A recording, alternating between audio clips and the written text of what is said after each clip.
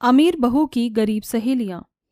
तीन गरीब सहेलियां माया, सुनीता, अंबिका ऑटो में बैठकर कहती हैं, कितना अच्छा है ना सुनीता, अंबिका, आज हम तीनों इतने साल बाद सलोनी की सास, अरे उसको क्या बोलते हैं अचानक से आने को? अरे वो सर पर राइस देना। ओहो, ये नहीं होता, सरप्राइज बोलते हैं उसे। अगर तुम भी मेरी तरह 10वीं तक पढ़ लेती तो आज ये दिन नहीं देखना पड़ता। जानती है ना हम कितने छोटे थे जब चौल में चारों एक साथ रहते थे।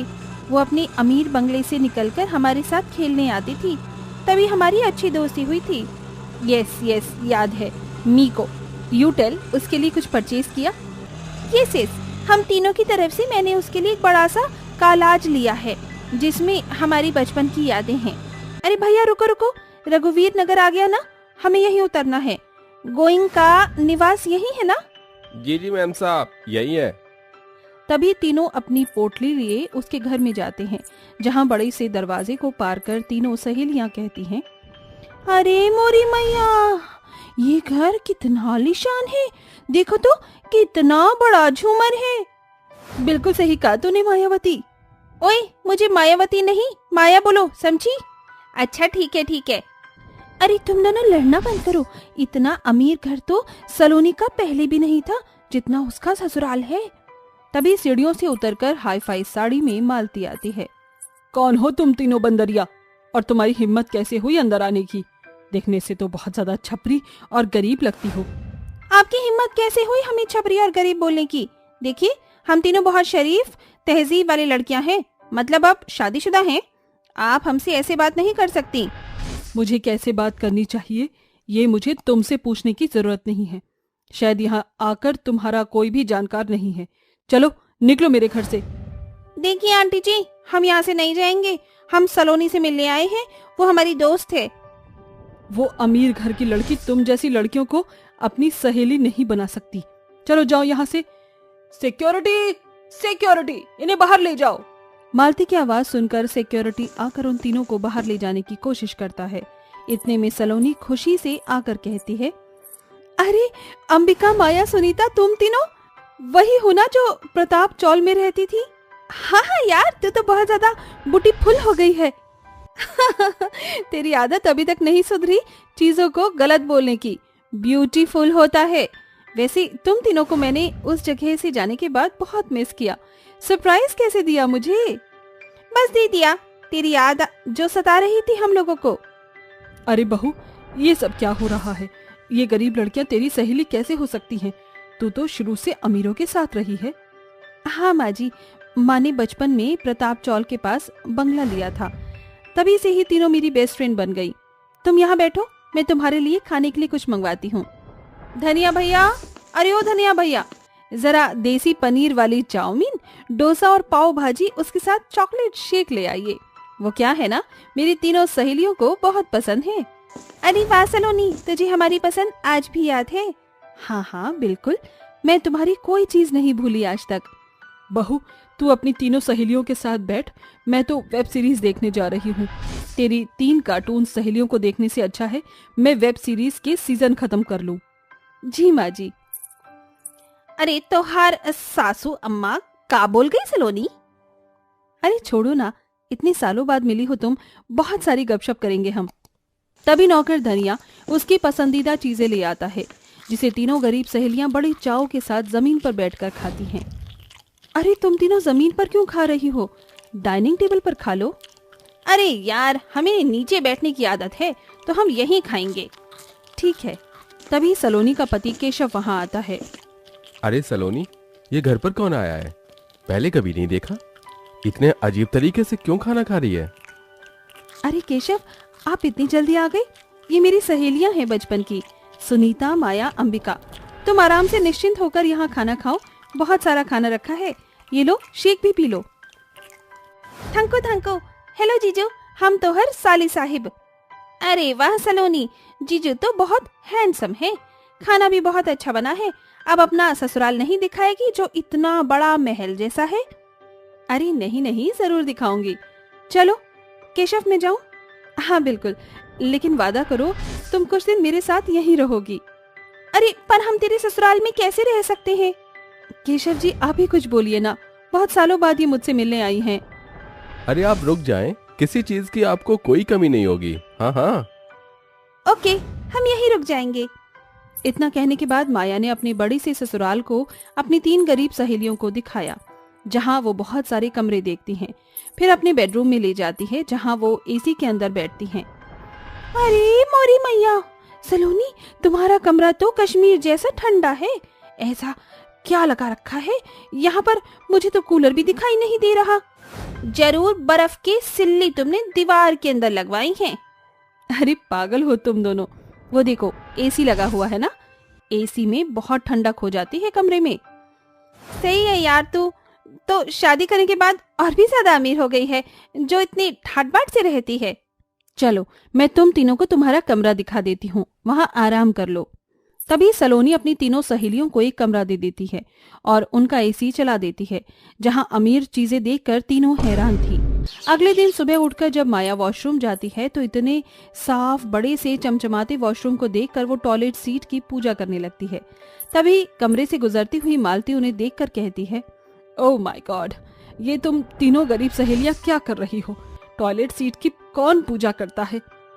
अरे हमें तो ये टॉयलेट सीट लग ही नहीं रहा, इतना चमचमा रहा है कि मन किया इसका प्रयोग करने से पहले इसकी पूजा पाठ कर ले। हाँ आंटी जी, अभी आ जाइए, पूजा कर लीजिए। हे भगवान, ये कैसी मेरी बहू की निकम्मी सहेलियां हैं। छी छी छी। अरे बहू जल्दी यहाँ। जी माँ, क्या हुआ? आप चिल्ला क्यों रही हैं? और यहाँ क्यों हैं आप मेरी सहेलियों के कमरे में? अरे जरा अपनी गवार सहेलियों को देख, क्या कर रही है? माया, ये तो क्या कर रही है पागल? वॉशरूम के पाठ पूजा कौन करता है? खैर जल्दी से तैयार हो जाओ, खाना बना दिया है, अब वॉशिंग मशीन में कपड़े धोने जा रही हूँ। मैं तो रेडी हूँ सलोनी, मैं तेरे साथ कपड़े धुलवा देती हूँ। तभी सलोनी वॉशिंग मशीन में कपड़े डालकर कहती है, तुम तो हाथ से धोती होंगी, पर पता है वॉशिंग मशीन में कपड़े झटपट से धुल जाते हैं और सूख भी जाते हैं। अरे वाह, ये तो बड़ी अच्छी चीज है, हर चीज मिल जाती है इसमें। हाँ बिल्कुल, वो भी बहुत अच्छे से। अच्छा मैं उन्हें कॉफी देकर आती हूँ। ये बोलकर सलोनी रसोई में से कॉफी देने चली जाती है। फिर अंबिका बहुत सारे गंदे बर्तनों को देखकर कहती है, मुझे उसका काम खत्म करवा देना चाहिए। क्यों ना मैं ये सारे बर्तन वॉशिंग मशीन में डाल दूं, अच्छे से चमक जाएंगे। ऐसा बोलकर अंबिका वॉशिंग मशीन में कपड़ों के बाद बहुत सारे बर्तन डाल देती है, जिसके बाद उन बर्तन के गोल गोल घूमने से मशीन में खिटखिट आवाज आने लगती है। आवाज इतनी भयंकर होती है कि घर के सभी लोग वहाँ इकट्ठा हो जाते हैं। ओह माय गॉड, ये क्या हो रहा है? कोई जल्दी से मशीन बंद करो। तभी सलोनी वॉशिंग मशीन का तार निकाल देती है। मैं तो इसमें कपड़े डालकर गई थी, ये बर्तन कैसे आए? अब तो मशीन भी खराब हो गई होगी। जरूर तेरी गवार फ्रेंड का ही किया धरा होगा। इन गरीब लोगों को कुछ नहीं आता, ये तो कुछ दिन यहाँ ठहरने के लायक भी नहीं है, अपनी जात दिखा दी। अंबिका, ये तूने ही किया है ना? मुझे माफ कर दे यार, मुझे लगा मैं तेरे काम जल्दी से खत्म कर दूंगी, बर्तन साफ हो जाएंगे कपड़े की तरह, लेकिन मैं भूल गई थी कि गरीब सहेली हूँ। एक भी तेरी सहेली ठीक नहीं है, सही कहा था मैंने कि तीनों कार्टून हैं। मालती की बात सुन तीनों सहेलियों को बहुत बुरा लगता है और वो हाथ जोड़कर कहती हैं, सलोनी हमें माफ कर दे, हम तेरे साथ बीते पल बिताने आए थे, लेकिन हमने तेरे ससुराल में बहुत गड़बड़ कर दी। सच में हम गरीबों को कभी ऐसा रहन सहन नहीं आएगा, हमें यहाँ से चले जाना चाहिए। हाँ, यहाँ से चलते हैं। माँ जी, आपको मेरी सहेलियों को ऐसा कहना नहीं चाहिए था। मैं जानती हूँ उन्हें कुछ नहीं आता, क्योंकि शुरू से उन्होंने कभी ये सब देखा ही नहीं है। अगर वो 4-5 दिन और रुक जाती तो मैं सब कुछ बता देती, वो सब सीख जाती। अरे यार, तूने इतना कह दिया वही हमारे लिए बहुत है, हमें बहुत अच्छा लगा तेरे ससुराल आकर। अब हम चलते हैं, अपना ख्याल रखना, मिलते रहेंगे। ये कहने के बाद तीनों सहेलियां माफी मांगकर अपनी पोटली लिए चली जाती हैं, लेकिन चारों सहेलियां अक्सर मिला करती थीं। अरे शिवानी बहू, देख मैंने तेरे लिए पिज्जा ऑर्डर किया था, आजा खा ले। वाह मम्मी जी, आपको कैसे पता चला मुझे इसकी क्रेविंग हो रही है? मेरी प्यारी सुंदर सी बहू का कब क्या खाने का मन होता है मुझे पता चल जाता है। थैंक यू मम्मी जी। अरे उस कलूटी बहू को भी बुला ले, अकेले अकेले पिज्जा खाएंगे तो अच्छा नहीं लगेगा। माँ जी, काली जेठानी जी को क्यों बुला रहे हो आप? लो, वो खुद ही आ गई। अरे बड़ी बहू तू क्या कर रही है? चल जा पिज्जा खा ले, ठंडा हो जाएगा वरना। शुक्रिया माँ जी। इसके बाद तीनों सास बहू बैठकर पिज्जा का मजा लेते हैं। अरे माँ जी, ये तो बहुत अच्छा पिज्जा है, मैंने कभी नहीं खाया। खाया भी कैसे होगा, आप तो हमेशा से गरीब घर में रही हैं। मुझे तो लग रहा है आपने पिज्जा भी आज पहली बार देखा है। मैं तो अमीर हूँ, कभी कभी मंगवाया करती थी घर में।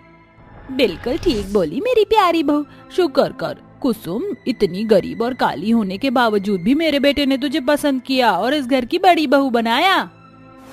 जी माँ जी, मुझे रसोई में काम है, मैं बाद में बात करती हूँ। ऐसा कहकर कुसुम चली जाती है। वो मन ही मन बहुत रोया करती थी, क्योंकि ये पहली बार नहीं था लता और उसकी अमीर देवरानी ने मिलकर कुसुम की गरीबी का मजाक ना उड़ाया हो। लता ने हमेशा अपनी अमीर छोटी बहू शिवानी को ही प्यार किया, इसलिए वह उसकी हर ख्वाहिश पूरी करते थे। लेकिन वही बड़ी बहू कुसुम काली थी। पैसे शोहरत के बावजूद भी लता अपने घर में नौकर को ना रखकर सारा काम बेचारी कुसुम से ही करवाया करती थी और छोटी बहू एसी में बैठा करती थी। ऐसे ही एक सुबह सब नाश्ता करते हुए, अरे महेश बेटा, मुझे कालका जी मंदिर जाना है, तू मुझे वहाँ ड्रॉप करता हुआ चलेगा? बड़े दिनों से मंदिर नहीं गई मैं। हाँ माँ बिल्कुल, चलिए मैं ड्रॉप कर दूंगा। माँ, मुझे आपसे कुछ कहना था। दरअसल मुझे काम के सिलसिले में न्यूयॉर्क जाना पड़ेगा, तो आशीर्वाद दीजिए कि मेरा काम अच्छे से वहाँ जम जाए और मैं खूब तरक्की करूँ। अरे मेरा आशीर्वाद तो सदैव तेरे साथ है। जानता है ना, तू जितना छोटा था उतना मैंने तुझे महेश से ज्यादा लाड किया है। ऐसा कहकर रविंद्र अपने बैग लेकर निकल जाता है। तभी लता भी अपने बड़े बेटे महेश के साथ कार में बैठकर चली जाती है। पर कुछ दूर आते ही एक ब्रेक फेल ट्रक अजीब से इधर उधर चल रहा था और उसकी टक्कर महेश की कार से हो जाती है, जिसमें लता चल बसती है। लेकिन आसपास के लोग जल्दी से महेश को हॉस्पिटल पहुंचा देते हैं। तभी दोनों बहू हॉस्पिटल में परेशान होती हैं कि डॉक्टर आता है। डॉक्टर साहब, माँ जी और मेरे पति बिल्कुल ठीक तो है ना? कुछ मेजर प्रॉब्लम तो नहीं हुई ना? बताइए, आप चुप क्यों हैं? हाँ डॉक्टर साहब, आप कुछ बताते क्यों नहीं हैं, बोलिए। I am sorry Kusum ji, आपकी मदर इन लॉ उसी वक्त अपनी जान गंवा बैठी थी, लेकिन आपके पति बच गए हैं और उनका एक पैर फ्रैक्चर हो गया है। दूसरा, वो सदमे में चले गए हैं, इसीलिए महीने भर तक ना बोल पाएंगे ना चल पाएंगे। आपको उनका बहुत ख्याल रखना है। नहीं नहीं, ये नहीं हो सकता। माँ जी तो मुझे इतना प्यार करती थी। हे माता रानी, ये क्या हो गया? आप ऐसा कैसे कर सकती है? माँ जी तो आपके दर्शन करने ही आ रही थी और मेरे पति के साथ भी ये क्यों हुआ? क्यों? जेठानी जी, संभालिए खुद को। तभी कुसुम अपने पति से मिलती है। जहां वो कुछ बोलने की कोशिश करता तो कुछ कह भी नहीं पा रहा था। वहीं घर पर जब लता की शोक सभा होती है तो दोनों बहू बहुत रोती हैं। फिर शिवानी की माँ रेवती उसे कोने में ले जाकर कहती है, अरे बेटा, तू क्यों अपने कीमती आंसू अपनी बुढ़िया जैसी सास के लिए बहा रही है? अरे ये तो खुशी का मौका है तेरे लिए। पूरे घर को हथिया ले, क्योंकि जेठ तेरा बिस्तर पर है और काम करने नहीं जा पाएगा। तेरा पति 6 महीने तक नहीं आएगा। इस घर को हथिया ले और अपनी जेठानी की लगाम खींच के रख, कहीं वो इस घर पर राज न करे तेरी सास के जाने के बाद। आपने बिल्कुल ठीक कहा माँ, अब मैं बनूंगी अपनी जेठानी की सास। मैं चलाऊंगी हुक्म। रेवती अपनी बेटी को जेठानी के खिलाफ और भड़का देती है। कुछ दिन गुजरते हैं। एक सुबह शिवानी कहती है, हे भगवान, घड़ी में 11 बज रहे हैं। जेठानी जी, आपने अभी तक कुछ बनाया क्यों नहीं? मुझे भूख लग रही है। देखो, अगर आपको इस घर में रहना है तो मेरे मन मुताबिक रहना पड़ेगा, समझ आई बात? हर सुबह 6 बजे उठकर जल्दी नाश्ता तैयार करना है, साफ सफाई करनी है। शिवानी, तुम इस तरीके से क्यों बात कर रही हो? क्या हुआ? ओह हेलो, आपसे जितना बोल रही हूँ अब से आपको उतना ही करना पड़ेगा, समझ में आई बात? माँ जी के कमरे और लॉकर की चाबी मुझे दे दीजिए। अब से मैं इस घर की मालकिन हूँ, क्योंकि माँ जी मुझे ज्यादा प्यार करती थी। लाओ दो। इतना बोलकर शिवानी कुसुम के हाथ से वो चाबी छीन लेती है और घर पर राज करना शुरू कर देती है। इसके बाद कुसुम उसके कहे मुताबिक वही नाश्ता वही काम करती है। उसका जब मन करता था अपने कमरे में बुलाती थी और अपने पैर दबवाया करती थी। इतना ही नहीं, सास के गुजरने के 2 हफ्ते बाद शिवानी शॉर्ट ड्रेस पहनकर घर पर किटी पार्टी करती है। ये देख कुसुम कहती है, शिवानी, ये सब तुम क्या कर रही हो? माँ जी को गए हुए भी ज्यादा दिन नहीं हुए, थोड़ी तो शर्म करो। अब आप मुझे बताएंगी कि मुझे क्या करना चाहिए क्या नहीं? मैं इस घर की मालकिन हूँ और अब मैं कुछ भी कर सकती हूँ। जाकर सबको जूस वगैरह सर्व कीजिए। उदास मन से कुसुम शिवानी के कहने पर सबको जूस और स्नैक्स सर्व करती है। अगले दिन कुसुम अपने हाथ से महेश को खाना खिला रही थी। अचानक उसकी तबीयत बिगड़ने लगती है। कुसुम उसको दवाई खिलाती है तो दवाई भी खत्म हो चुकी थी। वो भागती हुई शिवानी के पास जाती है। शिवानी, शिवानी तुम्हारे भाई साहब के लिए मुझे दवाई लानी है, उनकी तबीयत खराब हो रही है, मुझे कुछ पैसे दे दो माँ जी के लॉकर से। माँ जी के पैसे नहीं है, अब वो जेठानी जी मेरे हैं और मैं आपको क्यों दूं? पता है ना जेठ जी काम पर नहीं जा रहे हैं तो घर भी मैं ही चला रही हूँ। शिवानी थोड़ा तो रहम करो, तुम्हारे जेठ जी की तबीयत बहुत बिगड़ रही है, मुझे दवाई लाने में भी समय लगेगा। मैं तुम्हारे आगे हाथ पैर जोड़ रही हूँ, मुझे पैसे दे दो। ठीक है दे दूंगी, पहले मेरे सामने जरा अच्छे से गिड़गिड़ाइए। बेचारी कुसुम अपने पति की दवाई लाने के लिए शिवानी के आगे गिड़गिड़ाती भी है, फिर शिवानी उसे पैसे देती है, जिसके बाद कुसुम जल्दी से अपने पति को दवाई लाकर खिलाती है। वक्त गुजरता है, शिवानी अपनी सास की जगह लेकर जेठानी के लिए घमंडी सास बन जाती है और घर पर कब्जा कर लेती है। घर के हालात महेश को भी बिस्तर पर पड़े पड़े समझ आ जाते हैं, लेकिन वो कहाँ कुछ कह पाता है। फिर एक दिन कुसुम जब रोते हुए अपने पति को खाना खिला रही थी तो महेश उसके आंसू पोंछता है। कुसुम मत परेशान हो। महेश जी, आपकी आवाज वापस लौट आई, मैं बहुत खुश हूँ।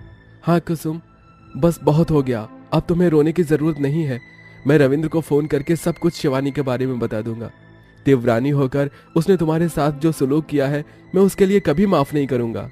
तभी महेश सब कुछ अपने छोटे भाई को कॉल करके बता देता है, जिसके बाद रविंद्र वापस घर आ जाता है और शिवानी को पार्टी करता देखकर एक खींचकर चांटा जड़ता है।